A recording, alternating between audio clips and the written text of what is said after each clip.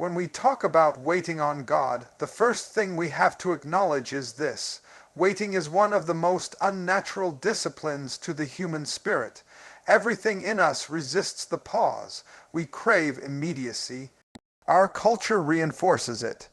We live in an age of instant gratification, instant downloads, instant deliveries, instant communication. The entire rhythm of our world is wired to teach us that waiting is wasted. And yet, in the economy of God, waiting is sacred. Waiting is not wasted time, it is holy time. It is the soil where patience grows, where perspective deepens, and where the blessing we seek is prepared to arrive at the right season. Divine timing is not something you can negotiate. You cannot speed it up with your desperation. You cannot shorten it with your prayers. You cannot manipulate heaven into releasing something that has not yet matured. Timing belongs to God, and that is what makes the discipline of waiting so difficult for us. It places us in the vulnerable position of surrender. It strips us of control. It reminds us that breakthrough is not just about desire, it's about readiness. Have you ever noticed that sometimes the thing you prayed for years ago didn't come when you asked? But when it finally came, it was at the exact moment you needed it. Think about it. If God had given you the job, the relationship, the opportunity, the platform, or the open door back then, you would have mishandled it. Not because you were bad, but because you were unprepared. A blessing in the wrong season can feel like a burden. What was meant to lift you can crush you if it comes too soon. So God, in His wisdom, says not yet. And that not yet doesn't mean never. That not yet means I'm protecting you from you. I'm protecting you from the consequences of premature blessing. I'm maturing you so that when the breakthrough comes, it doesn't slip through your fingers but remains in your hands. You see, breakthrough without discipline becomes chaos. Doors without character lead to destruction. That's why the waiting is necessary. It disciplines your heart for divine timing, but let's be honest, waiting isn't passive. Waiting doesn't mean you sit still and do nothing. Waiting in God's timing is active preparation. It's cultivating your gift while no one is watching. It's sharpening your skills when nobody is applauding. It's building endurance when there's no reward in sight. The reason many people fail when breakthrough arrives is because they thought the waiting season was a punishment, so they wasted it. They sat with folded arms and closed hearts, complaining instead of preparing. But those who understand the discipline of divine timing don't despise the wait. They invest in it. They use it to become the kind of person who can sustain the weight of the promise when it shows up. This is where psychology and spirituality intersect. From a psychological standpoint, delayed gratification is one of the strongest indicators of long-term success. The ability to resist the temptation of immediate rewards for the sake of something greater later on shows maturity of thought and strength of character. Spiritually, this principle is embedded in the very way God trains us. He delays certain blessings not to torment us, but to strengthen us, because He knows the one who learns to wait is also the one who learns to trust, and trust is the foundation of faith. Now, trust doesn't mean you always understand. Trust means you hold on when you don't. Trust means you anchor yourself in God's character, even when you can't make sense of His calendar. Trust means that instead of measuring His faithfulness by your clock, you measure it by His nature. That's why the discipline of timing is not about clocks or calendars. It's about trust. It's about being willing to admit, God, I don't know when, but I do know you. And if I know you, then I know you won't fail me. And yet, this discipline is often the most painful. Because waiting will make you question everything. It will make you question yourself. Am I good enough? Did I miss it? Did I pray wrong? It will make you question others. Why is there blessing here and mine is still delayed? And yes, it will make you question God. Why haven't you done it yet? Why haven't you answered me? Those questions are real, but here's the truth. Questions don't cancel faith, they stretch it. The longer you wait, the deeper your roots must grow. The waiting season is where God proves whether your faith is in His hand or in His heart. If your faith is only in what He gives, the delay will break you. But if your faith is in who He is, the delay will make you stronger. Consider this. Even nature teaches us timing. A seed planted in the ground does not become a tree overnight. It must go through seasons. Seasons of darkness where nothing seems to move. Seasons of stretching where the roots go deeper before the branches go higher. Seasons where storms test the strength of its growth. And yet, when the tree finally stands tall, nobody questions the time it took to get there. In the same way, your breakthrough has a process, and that process is disciplined by time. And what if I told you that sometimes the waiting is not about the blessing being ready, but about you being ready? Sometimes the opportunity is prepared, but your mindset isn't. Sometimes the door is open, but your discipline can't carry you through it. Sometimes the resources are available, but your character isn't aligned to handle them. So God holds back the blessing until the blessing won't break you. He waits until you are not only praying for it, but prepared to manage it. This is why divine timing feels so frustrating, because it seems unfair, it seems slow, it seems like God is ignoring you. But what He's really doing is guarding your destiny from your impulses. If He let you rush, you would ruin it. If He let you seize it too soon, you would sabotage it. He slows you down because He loves you too much to see you crash. And that's the discipline submitting your pace to His wisdom. I wonder how many people listening right now are on the edge of giving up because the weight feels unbearable. You've prayed, you've fasted, you've done everything you know to do, and still the door hasn't opened. Can I tell you something? Don't confuse delay with denial. The fact that you haven't seen it yet doesn't mean you won't see it ever. It just means the time is still being perfected, and sometimes the longer the wait, the greater the glory. There is something about a blessing that arrives on divine schedule that makes it undeniable. You won't have to force it. You won't have to manipulate it. You won't have to compromise to get it. When God releases it, it will fit. It will align. It will confirm everything you endured in the waiting season. That's why timing is everything, because when the breakthrough comes, it won't feel forced. It will feel fulfilled. So if you're waiting right now, don't curse the process. Don't despise the season. Don't waste the wait. Discipline yourself to trust that divine timing is working in your favor, even if it feels like it's working against you. Because when your moment finally comes, you will look back and realize that the wait was not punishment, it was preparation. And the breakthrough was not late. It was right on time. The question I want to leave you with is this. Will you trust God enough to wait for His timing, even when everything in you is screaming to rush? Because the discipline of waiting is not about what you're waiting for. It's about who you're becoming while you wait. And if you can surrender to that discipline, your breakthrough won't just arrive, it will transform you. Asterisk, asterisk, closing statement. Asterisk, asterisk, asterisk, don't let impatience rob you of destiny. Trust the process, embrace the discipline, and when God's timing meets your preparation, your breakthrough will come. Not a second too soon, not a second too late, but right on time. Asterisk, one of the hardest realities we face in the journey of waiting on God is the silence. The silence of heaven can feel unbearable. It is in those moments when you cry out, when you beg for clarity, when you search for answers, and all you seem to hear is nothing, and the nothingness becomes louder than any answer you could have received. Silence has a way of amplifying every doubt, magnifying every fear and echoing every insecurity. But silence is not absence. Silence is not abandonment. Silence is not indifference. Silence is the classroom of God, and faith is the subject being tested.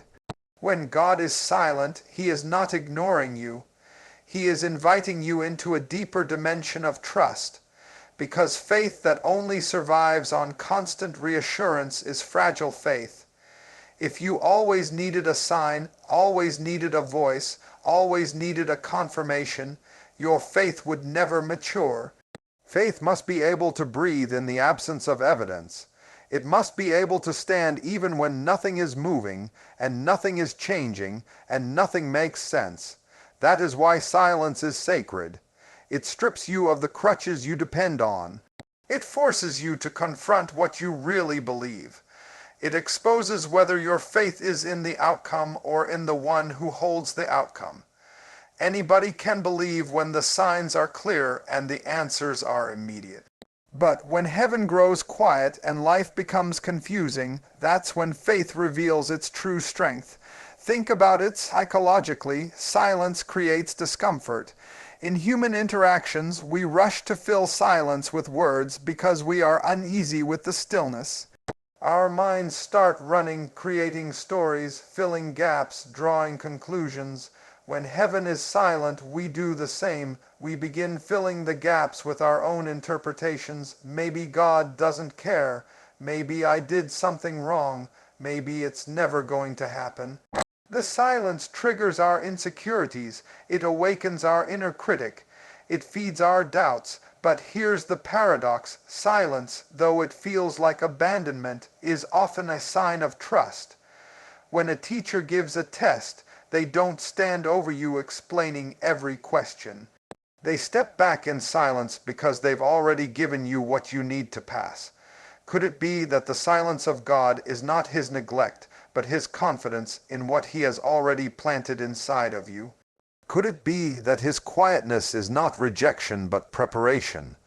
When God goes silent, He's not refusing to act.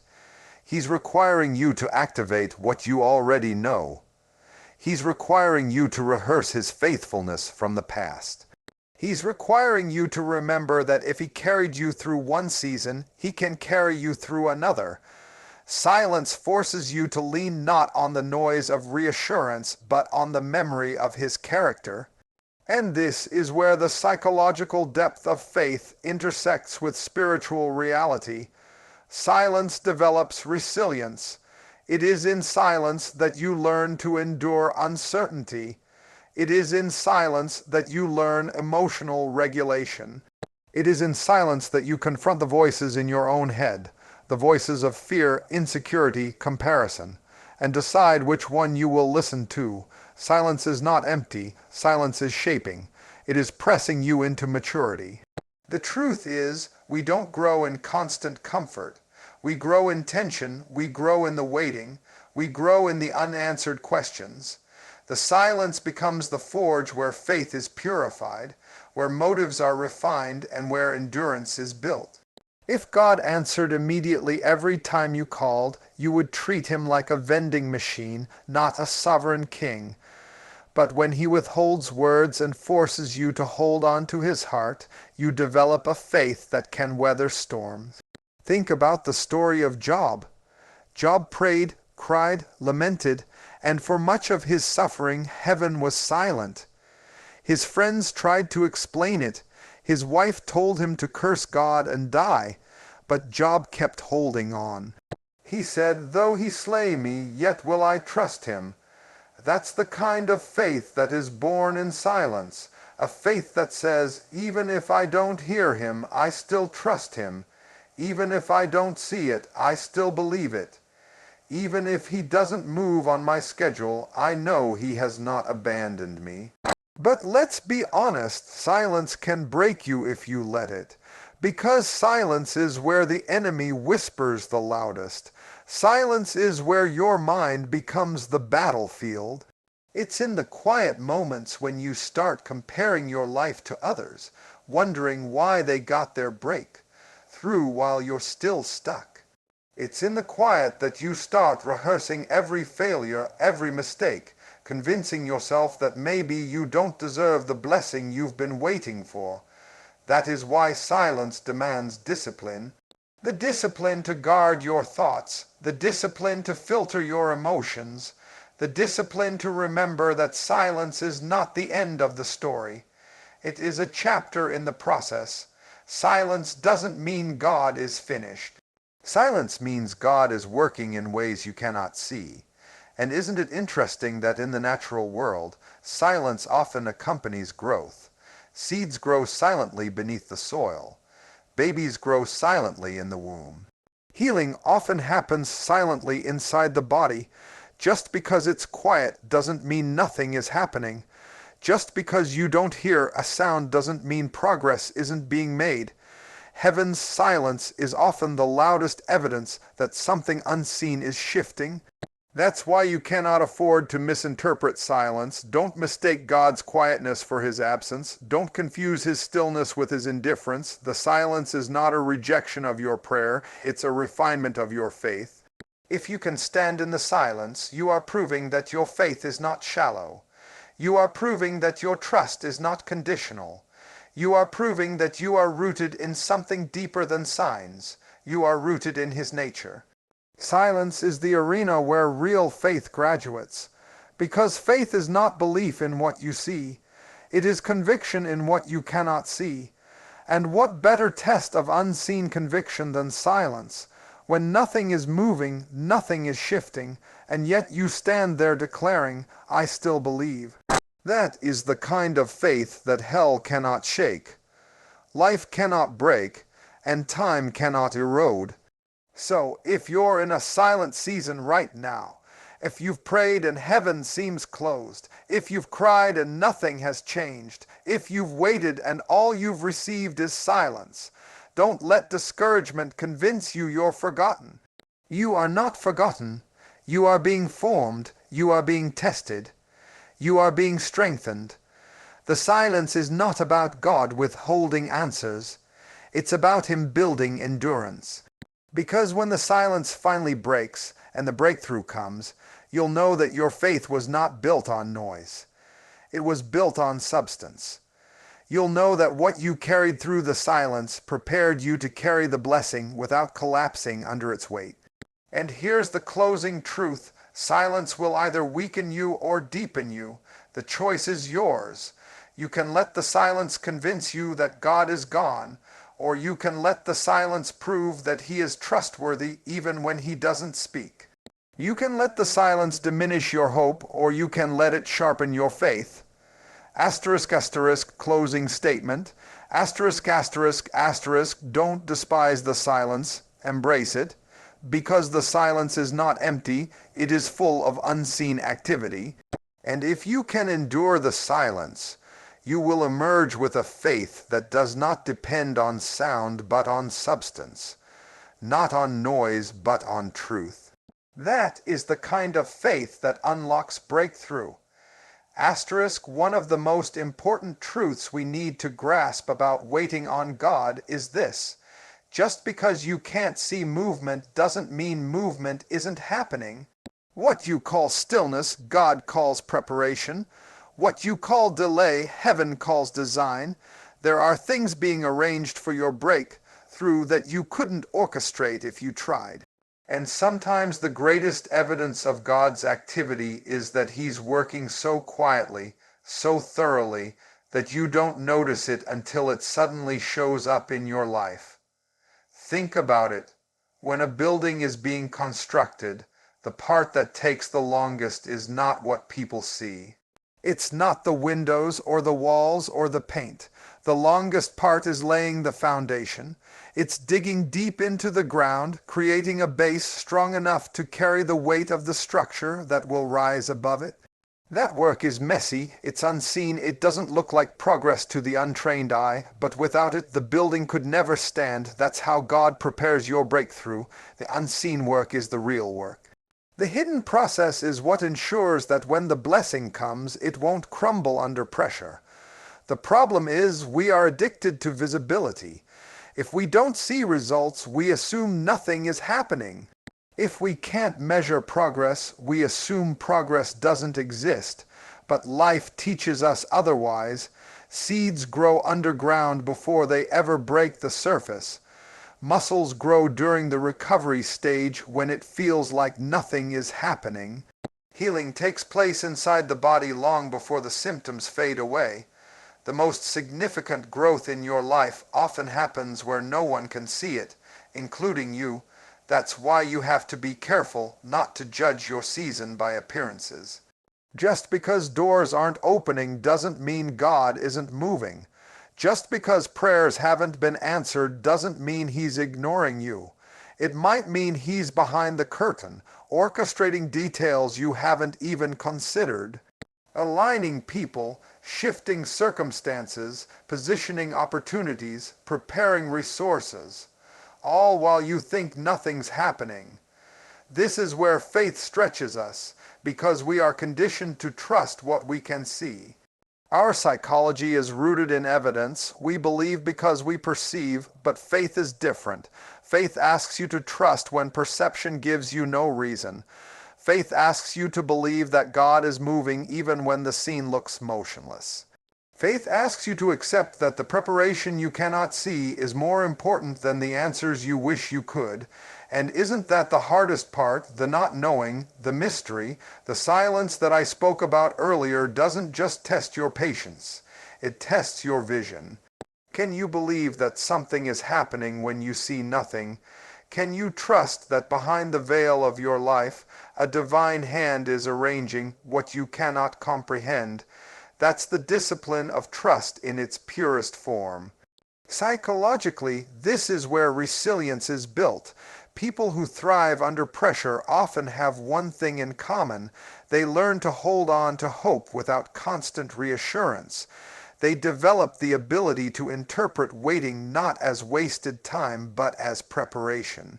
When you reframe the season, you're in not as punishment, not as neglect, but as unseen preparation. It changes how you carry yourself.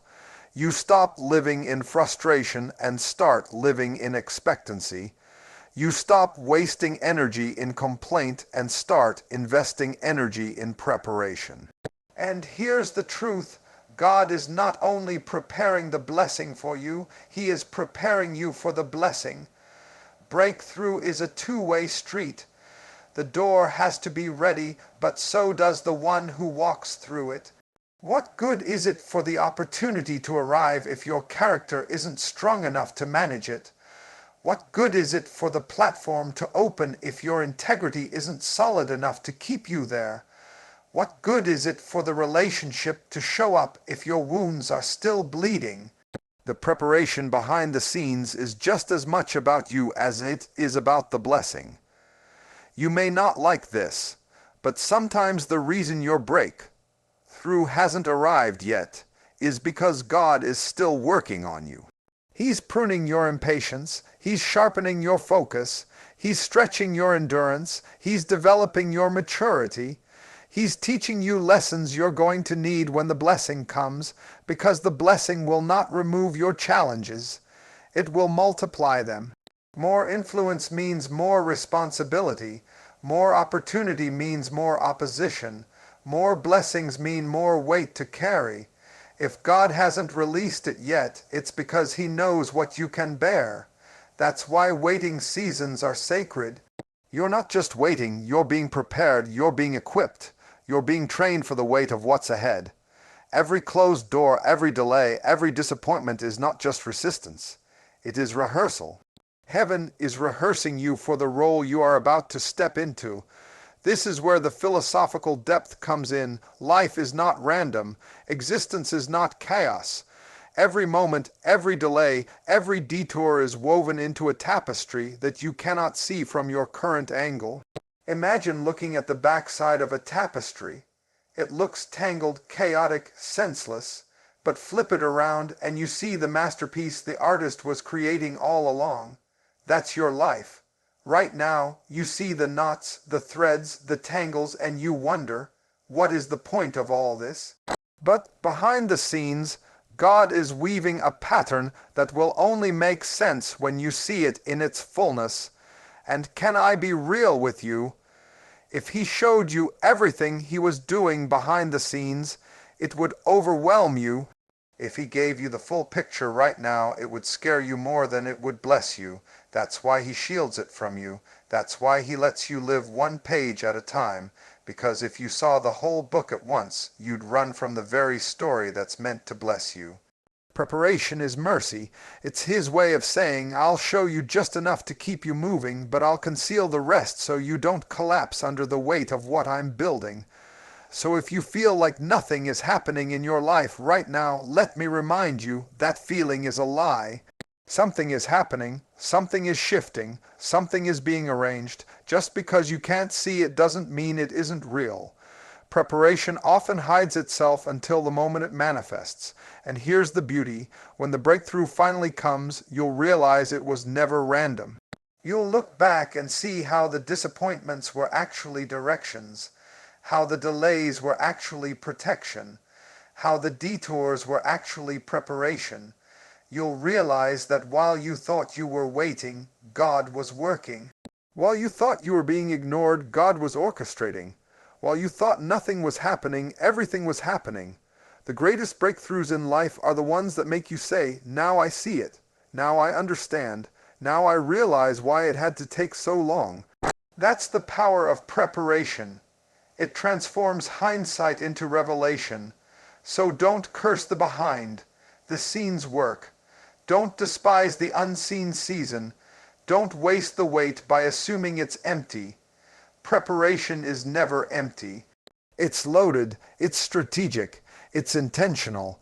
And if you can hold on, if you can trust that God is moving in ways you cannot see, your breakthrough will not only arrive, it will arrive perfected, right on time, and carrying a weight of glory that you will know only heaven could have arranged. Asterisk, asterisk, closing statement. Asterisk, asterisk, asterisk, while you are waiting, heaven is working. Don't confuse hidden preparation with inactivity. Trust the unseen, because when the curtain finally rises on your breakthrough, you'll understand that every moment of silence, every delay, every hidden detail was a rehearsal for the masterpiece about to be revealed in your life. Asterisk, one of the greatest challenges in waiting on God is not what happens around you, but what happens inside you. Waiting is not simply a test of time, it is a battleground of the soul. It's where flesh and spirit collide. It's where your impulses fight against your convictions. It's where the urgency of your desires wars against the patience of your faith.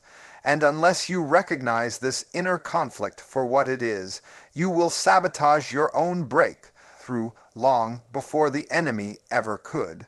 The flesh is the part of us that craves immediacy. It wants what it wants, and it wants it now. It doesn't care about timing. It doesn't care about consequences. It doesn't care about maturity. The flesh is driven by appetite, by hunger, by craving, by the intoxication of the moment. The spirit, however, is aligned with eternity. The spirit sees beyond the immediate to the ultimate. The spirit is not obsessed with what feels good now. It's invested in what is good forever. And that is why waiting is so hard, because waiting exposes the war between these two voices inside of us. Think about it. How many times have you settled for less because you couldn't endure the wait? How many times have you grabbed the counterfeit because patience seemed too painful? How many times have you sacrificed destiny for convenience because the flesh screamed louder than the spirit? That's the battle. The delay is not just about time. It is about whether you will choose the voice of your flesh or the whisper of your spirit. Psychologically, we call this the tension between impulse and discipline. Human beings are wired with impulses. Fight or flight, instant reaction, emotional reflex. But the higher parts of our brain, particularly the prefrontal cortex, are designed to manage those impulses, to regulate them, to weigh the cost before making a decision. Spiritually, that's what waiting does. It strengthens your inner regulator. It disciplines your decision-making so you don't just act on what you feel, but on what you know. It trains you to delay gratification, to resist the lure of the immediate, so you can secure the permanence of the eternal. But let's be real. The flesh does not go down without a fight. The flesh will try to convince you that silence means abandonment, that delay means denial, that preparation means punishment. The flesh will tell you, take matters into your own hands, do it yourself, don't wait on God, don't trust His timing. And if you listen to that voice, you will step outside of His will and forfeit what was meant to bless you. That's what happened to Abraham and Sarah. God promised them a son, but when the wait grew long, the flesh started whispering. Sarah suggested they take matters into their own hands through Hagar, and Ishmael was born. Ishmael was not a curse, but he was not the covenant. He was the product of impatience. He was the outcome of flesh trying to speed up what only the Spirit could deliver, and the consequences of that decision still echo today. That's what happens when flesh wins the battle. It doesn't just create a temporary detour, it creates generational implications. The Spirit, on the other hand, whispers differently. The Spirit says, wait, trust, hold steady, don't compromise your integrity to ease your impatience. Don't trade your destiny for temporary relief. The Spirit strengthens your endurance. It reminds you of God's character when your circumstances look confusing. It reminds you of His promises when your emotions tell you He's forgotten, but you only hear that whisper when you quiet the noise of the flesh. This battle is not just spiritual, it's deeply psychological. Waiting confronts our insecurities. It triggers our fears of missing out, our doubts about our worth, our anxiety about whether good will ever come our way. The flesh magnifies those fears. It feeds off insecurity. It whispers, maybe you're not good enough. Maybe God won't come through. Maybe you need to settle before it's too late. And when fear joins forces with impatience, the flesh becomes louder than ever. That's why you need discipline. Discipline is the bridge between where you are and where you're going. Discipline is the weapon that keeps your flesh from overruling your spirit. Discipline says, even if I feel restless, I will not move until God says move. Even if I feel forgotten, I will not compromise to feel seen. Even if my flesh is screaming, my spirit will stand. You see, flesh is loud but shallow.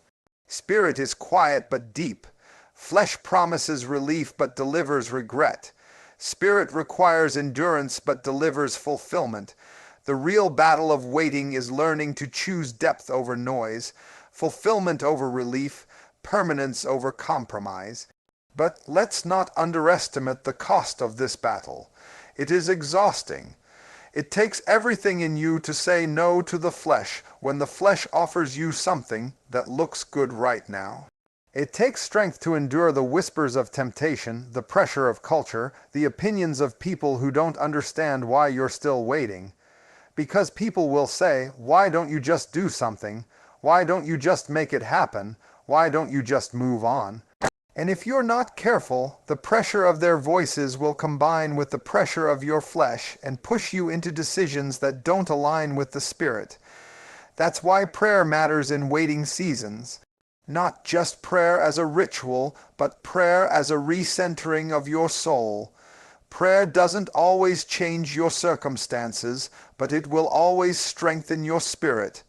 It tunes you back into the whisper of eternity. It quiets the volume of the flesh so you can hear the still small voice reminding you that waiting is not weakness. It is wisdom and fasting. Oh, fasting is the training ground for this battle. When you fast, you literally silence the cravings of the flesh to tune into the strength of the Spirit. You teach your body that it is not in control. You remind your appetites that they don't dictate your destiny. You bring your flesh into submission so your spirit can lead. That's why spiritual disciplines matter in waiting seasons. They are not about punishment, they are about training. training for the day when breakthrough comes and you need strength to carry it. But here's the truth. The battle between flesh and spirit doesn't end when the breakthrough comes. In fact, it intensifies. Because every blessing you receive will create new opportunities for your flesh to rise up. More influence creates the temptation of pride. More resources create the temptation of greed. More opportunity creates the temptation of compromise. If you can't discipline your flesh in the waiting, you won't be able to discipline it in the blessing. That's why the waiting season is so crucial. It's not just about preparing for the promise. It's about training your flesh to submit to your spirit. So let me ask you, which voice is louder in your life right now? Is your flesh driving your decisions, or is your spirit anchoring them? Are you rushing ahead because you're restless, or are you holding steady because you trust? This battle is real, but it's winnable, not by your strength alone, but by surrender. By letting God's Spirit empower your spirit to silence the demands of your flesh. And here's what you need to remember. Your flesh will always want relief, but your spirit will always want reward. Relief is temporary, reward is eternal. Relief feels good in the moment, but reward feels right forever. Don't sell your destiny for relief. Don't trade what God has for you just to quiet the restlessness of now. Asterisk, asterisk, closing statement. Asterisk, asterisk, asterisk, the battle between flesh and spirit is fought in every waiting season. Flesh demands shortcuts. Spirit demands trust. Flesh seeks relief. Spirit seeks reward. The question is not whether the battle will come, it will. The question is, which voice will you obey? Because the one you feed will be the one that leads. Feed your spirit, starve your flesh, and you will not just wait on God. You will win in the waiting. Asterisk, when we talk about waiting on God for your breakthrough, one of the things we often overlook is that the waiting is not just about time passing. It's about transformation happening. See, the breakthrough is not simply about the door you want to walk through, the promotion you desire, the relationship you hope for, or the healing you're praying for. The real breakthrough, before it ever shows up on the outside, begins on the inside. And that internal work is what waiting was always designed to do. Waiting is a refining fire, a school of patience, a workshop of character. And if you don't allow the waiting to do its work, you will get what you asked for but lose what you needed most. Because let me tell you something, God is not only interested in giving you the blessing, He is interested in preparing you for the blessing, and that's where character comes in. Breakthrough without character is like giving a crown to a child. It looks good, but it won't last. Blessing without preparation becomes a burden. How many people have prayed for financial overflow, only to squander it because they never developed discipline while waiting?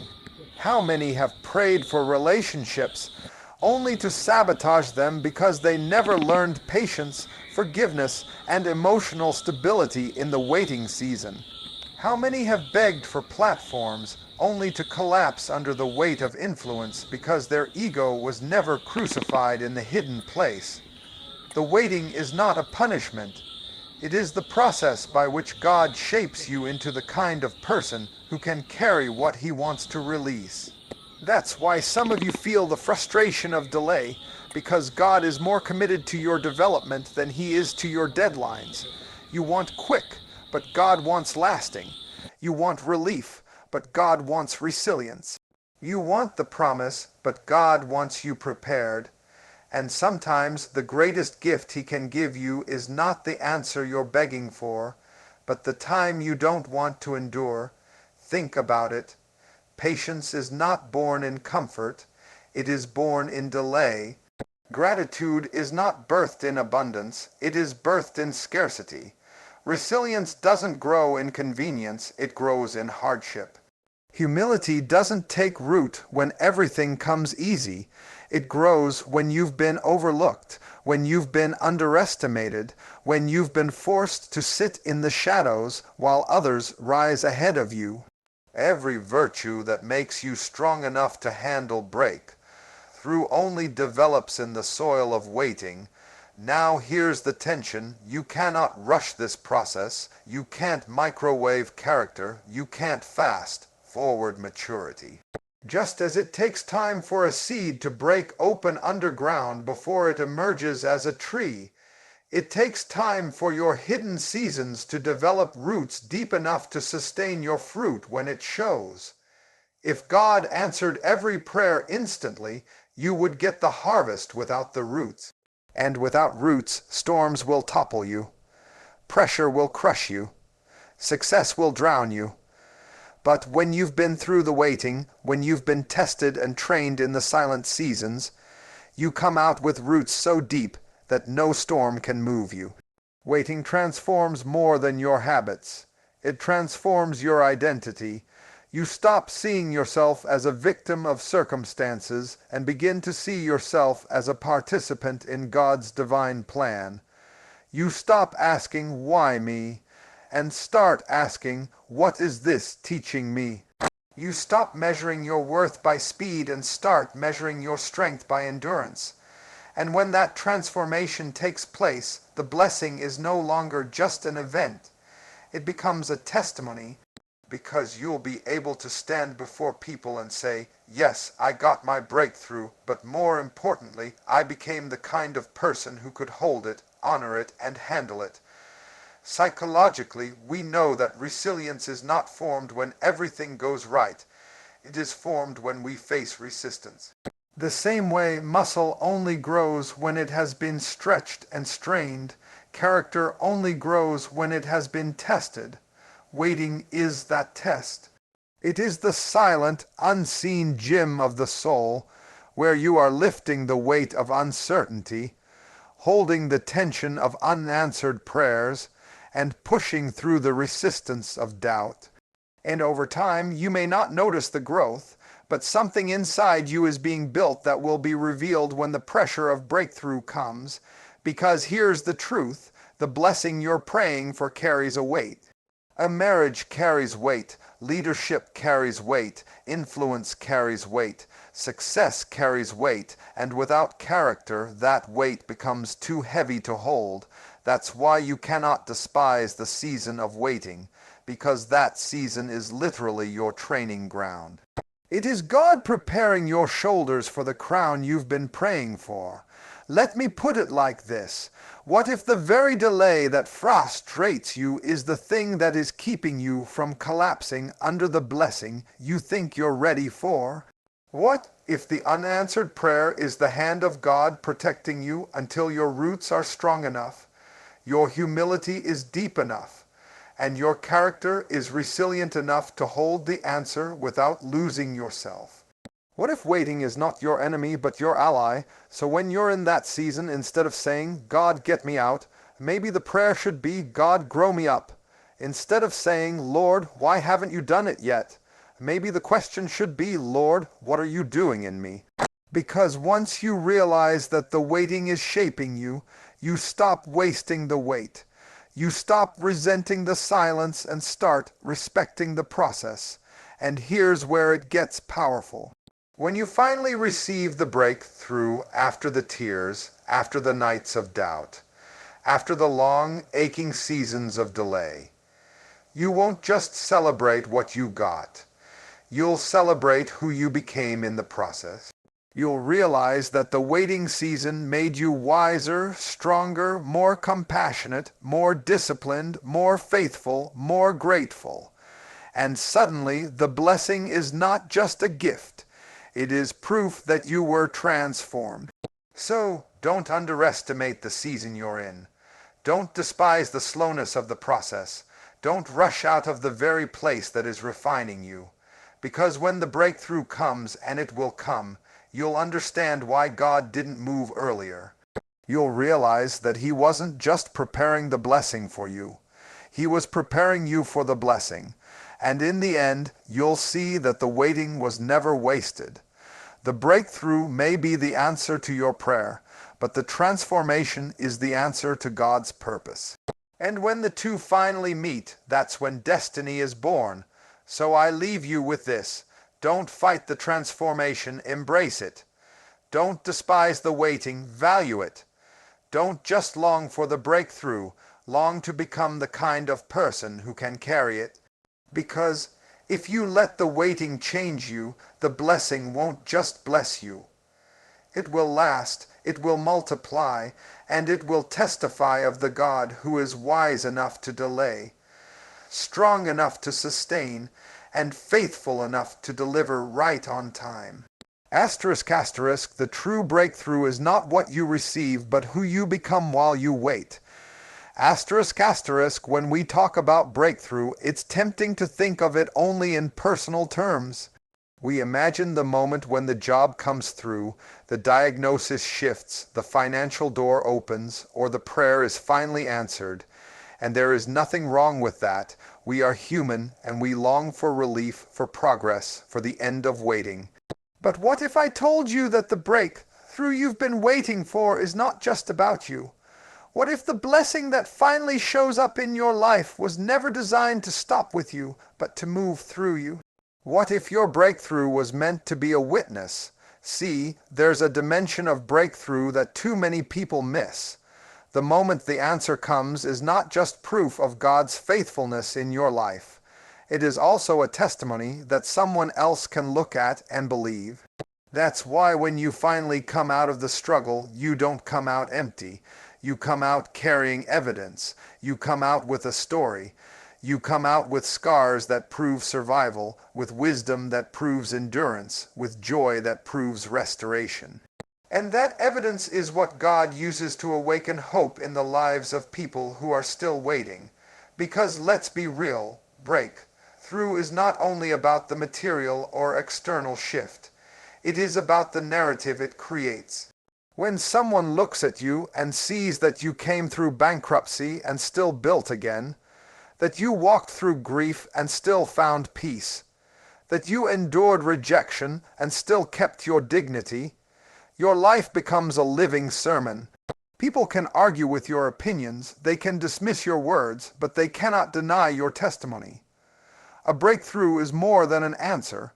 It is a witness to the fact that God's timing is perfect, His promises are sure, and His hand is mighty to save. That's why your waiting is not wasted, because the longer you wait, the stronger the testimony. The more intense the struggle, the greater the impact when the shift comes. When you've been down for years and suddenly rise, nobody can deny the power of God's hand. When you've been overlooked, counted out, dismissed, and then you step into favor, nobody can take the credit but God. And that's when breakthrough transcends personal comfort and becomes public evidence. Psychologically, human beings learn not only from abstract principles but from stories. Stories of triumph, stories of survival, stories of possibility. When you finally break through, your story becomes a model for someone else who feels stuck. They see your scars and realize their wounds can heal. They see your progress and believe theirs can come. This is why you cannot hide your testimony when the breakthrough comes, because someone's faith is attached to your willingness to be transparent about your journey. Think about it. If your story only stays in the privacy of your heart, the power of it is confined. But when you share what God has done, when you testify of how He sustained you, when you reveal the lessons of the wait and the victory of the breakthrough, your life becomes a seed planted in the soil of someone else's despair. Your testimony becomes their blueprint, your survival becomes their encouragement, your endurance becomes their hope. And this is where we often struggle, because waiting wears us down, and by the time the breakthrough arrives, we want to enjoy it quietly, move on, and forget the struggle ever happened. But the struggle was not just about you, it was about every person who would need to see that survival is possible.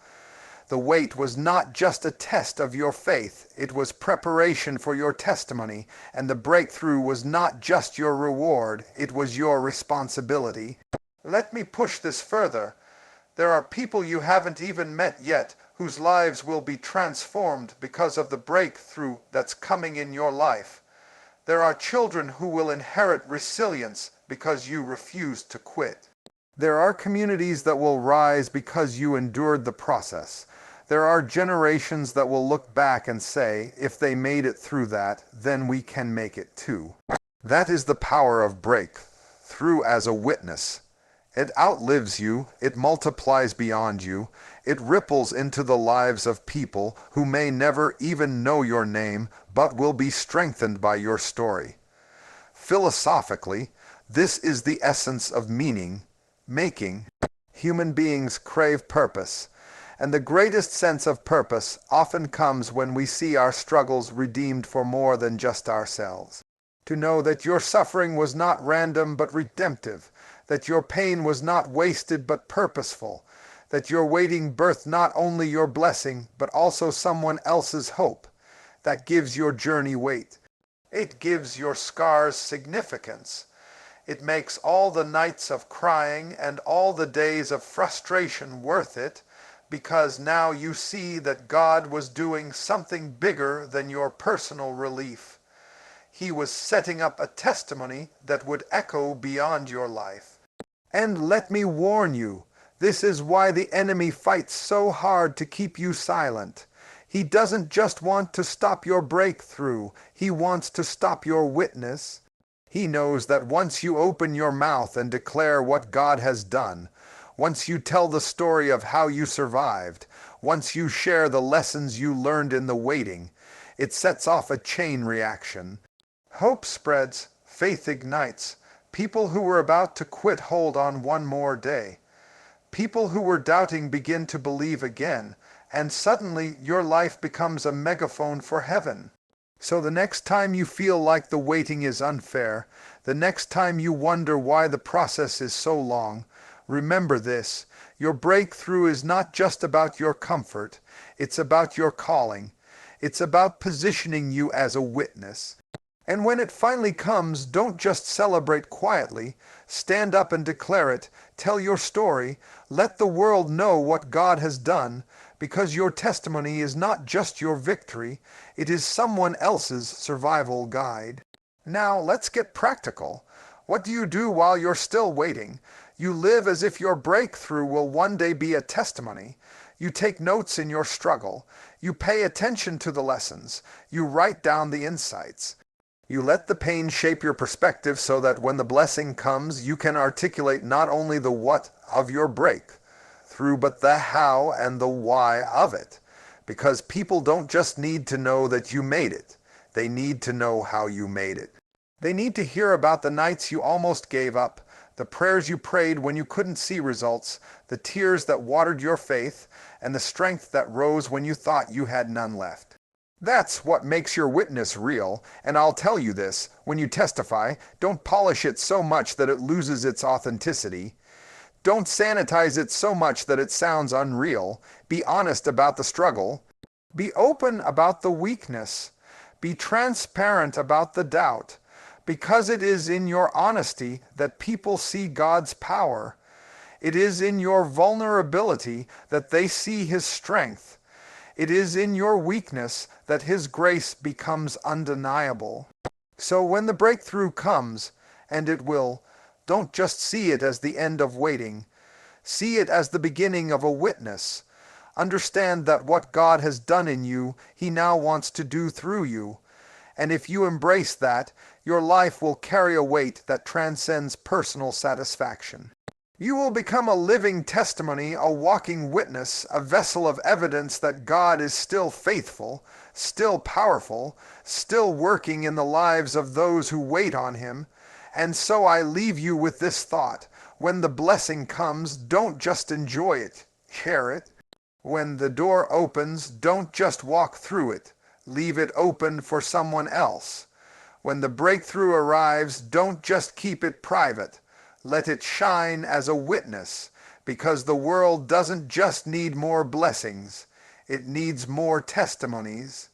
And your breakthrough, when surrendered to God, will become the loudest sermon you will ever preach. Asterisk, asterisk, the blessing is your gift, but the witness is your assignment. Don't keep it to yourself. Someone's faith depends on your story. Asterisk, asterisk,